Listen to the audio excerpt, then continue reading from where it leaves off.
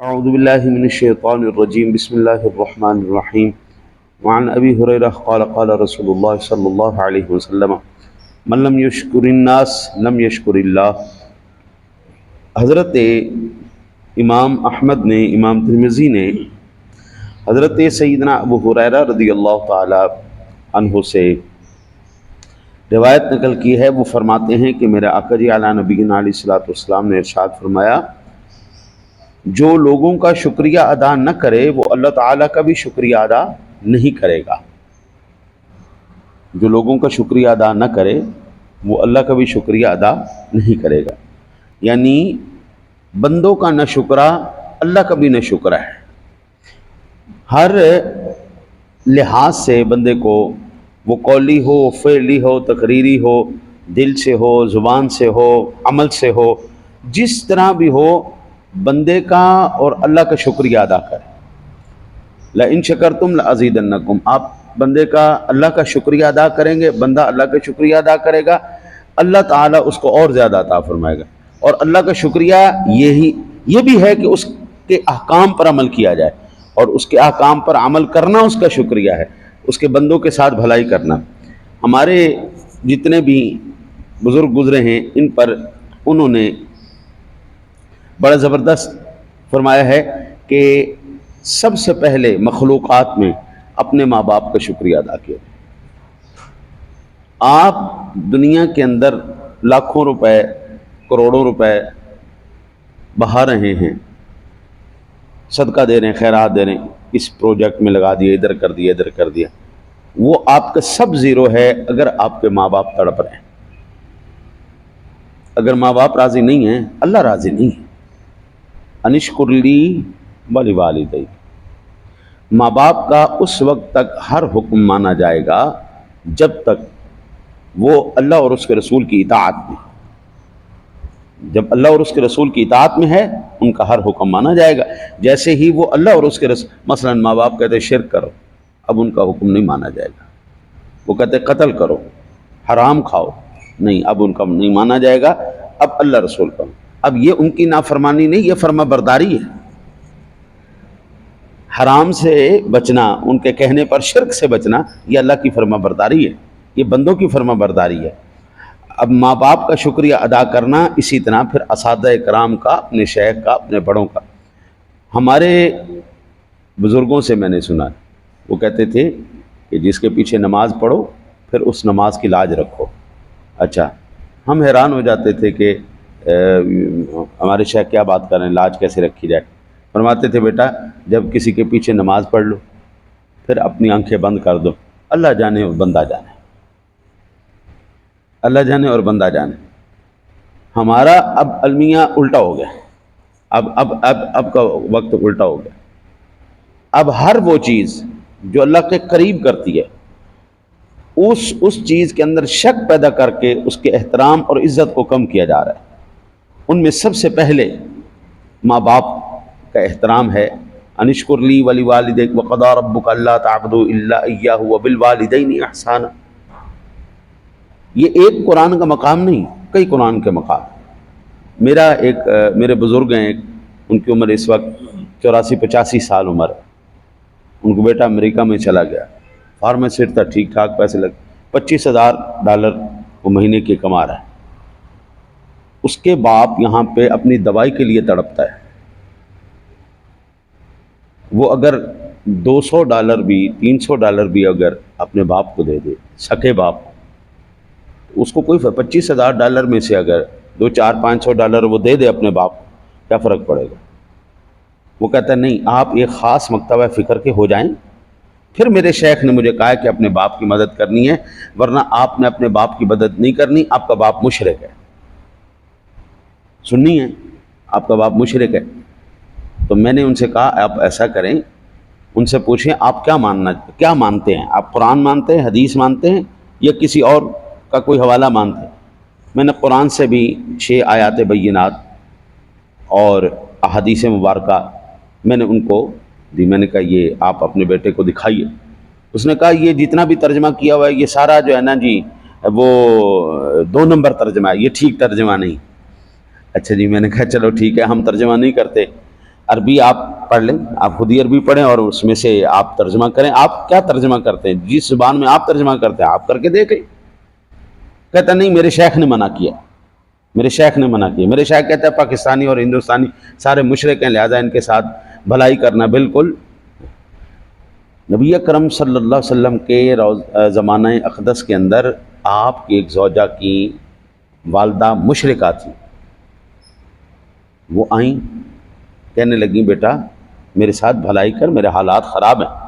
رسول اکرم صلی اللہ علیہ وسلم کی ذات گرامی سے پوچھا انہوں نے، یا رسول اللہ اماں جی آئی ہیں، اسلام نہیں لائیں ابھی، تو یا رسول اللہ کیا آپ اگر حکم دیں تو میں ان کے ساتھ کوئی بھلائی کروں؟ آپ نے فرمایا ہاں، ماں باپ کے ساتھ بھلائی کرو اگرچہ وہ مشرک ہو. بھئی میری جنت تو وہی ہے نا، وہ مسلمان ہیں یہ غیر مسلم ہیں، میری جنت وہی، میں تو ان کی ہدایت کے لیے کوشش کروں. سیدنا ابو ہریرہ رضی اللہ تعالیٰ عنہ جب ایمان لائے، آپ کی اماں جی ایمان نہیں لائے، آپ جناب بڑی پریشان رہتے، ہر وقت ٹینشن میں رہتے. آپ کی اماں جی بہت برا بھلا کہتی تھی. ایک دن عرض کی یا رسول اللہ صلی اللہ علیہ وسلم نہیں برداشت ہوتا، یا دعا کر دو اللہ اس کو ایمان دے دے، یا پھر آج میں اس کو مار دوں گا، میرے سے برداشت نہیں ہوتا کہ آپ کے خلاف کوئی بات کرے.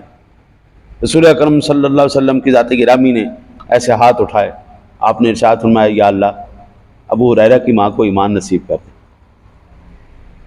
اب جیسے ہی آقا جی نے دعا فرمائی، سیدنا ابو ہریرہ جناب لگائی دوڑ، فوراً دوڑنے لگ گیا. وہ لوگوں نے کہا اے کیا ہو گیا تجھے، کیا ہو گیا، کیوں بھاگ رہا، کیوں بھاگ رہا؟ کہا جی اس لیے بھاگ رہا ہوں، دیکھنا چاہتا ہوں حضور کی دعا پہلے پہنچتی ہے یا میں پہلے پہنچتا ہوں. حضور کی دعا پہلے پہنچے گی یا میں؟ تو جیسے ہی گیا دروازہ کھڑکایا، اندر سے آواز آئی بیٹا ٹھہر جا مجھے غسل کر لینے دے. آپ دروازہ کھولا تو فوراً آپ نے کلمہ پڑھا اور پڑھ کے مسلمان ہو گئی. حضور کی دعا پہلے پہنچ گئی. بھائی اگر ایسا معاملہ آ بھی جائے تو آپ کوشش کر کے ان کو مسلمان کریں. 84 سال کے بابے کو کہتا ہے جناب آپ فلانے شیخ کے پاس جائیں، اس سے دوبارہ دین سیکھیں، دوبارہ اسلام سیکھیں، دوبارہ سارے معاملات سیکھیں. جب وہ کہے گا کہ ہاں اب ابا ہمارا ٹھیک ہو گیا ہے، صحیح ہماری پارٹی کا ہو گیا ہے، تو جب میں آپ کو پیسہ دوں گا. 84 سال کے بندے کو آپ کہتے ہیں جاؤ دوبارہ مدرسے میں جاؤ اور جا کے وہاں پر دوبارہ سے قاعدہ پڑھو، دوبارہ سے جا کے سارے معاملات کرو. آپ کس کو کہہ رہے ہیں؟ اپنے باپ کو کہہ رہے ہیں.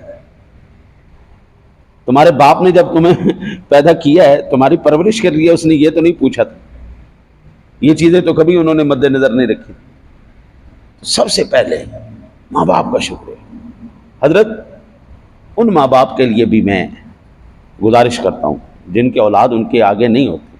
اب چونکہ وہ زندگی میں ان سے کچھ معاملات بھی ہوئے تو میں نے ان سے عرض کی، میں نے کہا حضور ہمیشہ اولاد ماں باپ کی تربیت اور شخصیت کا اثر ہوتا ہے.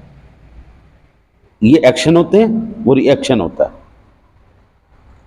آپ نے اگر اپنی اولاد کو نافرمان دیکھا ہے، پکی بات ہے، 100% بات ہے، آپ نے اپنے ماں باپ کے ساتھ ٹھیک نہیں کیا. کہنے لگے نہیں ابا جی کے ساتھ تو ٹھیک کیا، امی کے ساتھ ٹھیک نہیں کیا، امی کے ساتھ جاتی ہوگی. تو بات ہو امی ہو یا ابو جی ہوں، وہ ری ایکشن تو آپ کی ایکشن کا ہے نا، وہ تو آپ کی اولاد آپ کی نافرمان ہو گئی ہے نا. تو اس بات کی پکی بات ہے آپ سے کہیں نہ کہیں گڑبڑ ہو گئی، کہیں گڑبڑ ہو. اولاد جس ماں باپ کے سامنے، جن لوگوں کے سامنے کھڑی ہو جائے اور اپنے باپ کو جناب چیلنج کرے، ماں باپ کی بدتمیزی اور توہین کرے یا نافرمانی کرے، اس کا مطلب ہے بندہ اللہ اور اس کے رسول کا نافرمان ہو چکا ہے. اس سے کہیں نہ کہیں چوک ہو گئی ہے جس کا وہ ری ایکشن سامنے آ رہا ہے. معاشرے کی بدحالی صرف اور صرف وہ ایسا کہہ لیں ان کی دوستی چوہے اور کچھوے کی دوستی ہے. وہ چوہے کی اور کچھوے کی نا جی آپس میں دوستی ہوگی. اس نے کہا کہ یار ہم دونوں نا اپنی دوستی کا ثبوت دیتے ہوئے ایک دوسرے کی دم کو ایک دوسرے کے ساتھ باندھ دیتے ہیں. وہ کچھوے نے اور جو ہے نا جی چوہے نے اپنی دمیں آپس میں باندھ. سورج نکلا تو گرمی چڑھی نا جی، تو کچھوے نے کہا یار گرمی بڑی ہے میں پانی کے اندر جاتا ہوں. اس نے پانی کے اندر ڈبکی لگائی. اب چوہا تو تیراک ہے نہیں اور دم اس کی بندھی ہوئی تھی، وہ بھی نیچے گیا، چوہا مر گیا. اچھی اب کچھوے اور باہر آئے. جب باہر آئے اس کی کمر کے اوپر چھوا, اوپر سے چیل نے دیکھ لیا کہ اتنا موٹا تازہ مرا ہوا چوہا. وہ آئی جناب, اس نے جھپٹا مارا, چوہے کو پکڑا, اپنا وہ جیسے ہی چوہے کو لے کے اڑی, ساتھ کچھوے صاحب بھی. اب اوپر جا کے اس نے جب بلندیوں پہ گئی, اس نے پھینکا پہاڑوں پر. جیسے ہی وہ نیچے گرا, پتھروں کے ساتھ کچھوا ٹکرایا, وہ بھی مر گیا. اس کی دوستی نے اس کو مروا دیا, اس کی دوستی نے اس کو مروا دیا. میاں صاحب کہتے اصلہ نال جے نیکی کریے نسلاں تک نہیں بھول دے, بے نسلاں نال جے نیکی کریے پٹھیاں چلنا چل دے. ہمارا یہی حالت ہو چکی ہے. ہماری چوہے اور کچھوے کی دوستی ہے جی.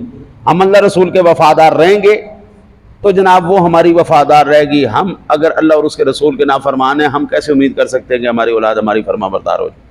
ہم نے ان کو بچانا ہے, انہوں نے ہمیں بچانا ہے. ہم ان کے سہارے ہیں, وہ ہمارے سہارے ہیں. آج کو ہم ان کا سہارا بنیں گے, کل کو وہ ہمارا سہارا بنیں گے. ایک دوسرے کو جو ہے وہ پروٹیکٹ کر کے چلنا پڑے گا. ماں باپ کو اس دور کے اندر اپنی اولاد کو ٹائم دینا پڑے گا, ان کی جو ہے نا ایکٹیویٹیز کو دیکھنا پڑے گا.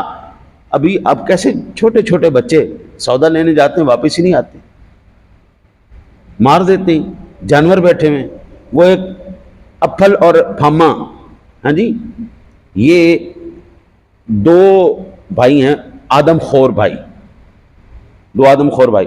سن 2009 کے اندر پہلی مرتبہ پکڑے گئے. 2 سال ان کو جیل میں رکھا, پھر ان کو 2 سال کے بعد چھوڑا. انہوں نے پھر مردے کھانے شروع کر دیے.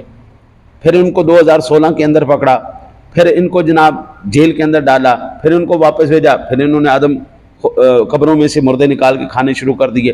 اب جناب ان کو 2026 کے اندر دوبارہ پکڑ لیا گیا.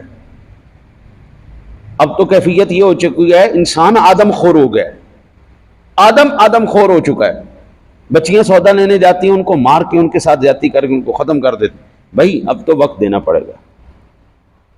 آپ ان کے محافظ بنیں, وہ آپ کے محافظ بنیں گے. اللہ سے دعا کرتے ہیں اللہ اپنے حبیب کے صدقہ آپ کو بھی مجھے بھی اپنے حفظ و امان میں رکھے.